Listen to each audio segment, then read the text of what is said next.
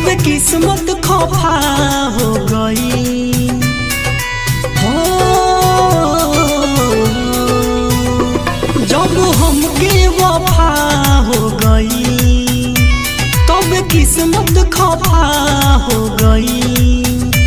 जाने कौन हमसे कसूर भइल जे दिल के करीब बाटे नजरिए से उ दूर भइल। जे दिल के करीब बाटे नजरिए से दूर भइल।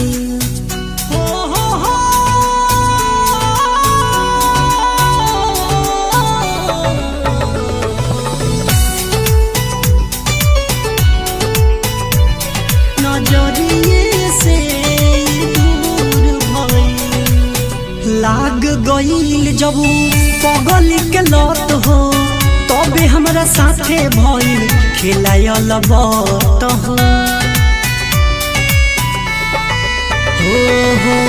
लाग गईल जब पगल के लत हो तबे हमरा साथे भइल खेलायल बात हो। दिल तड़पे पर अब मजबूर भइल।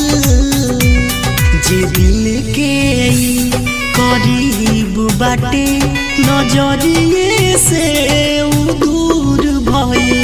जे दिल के करीब बाटे नजरिए से उ दूर भइल।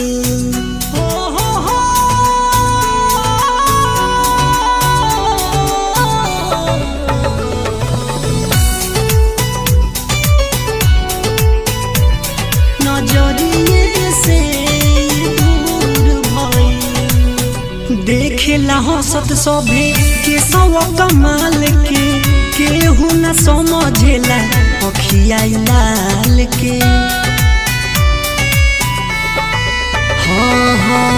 देखेला हंसत सभे के सव कमाल के केहू न समझेला अखिया लाल के। जाने पंकज कौनी दस दूर भइल।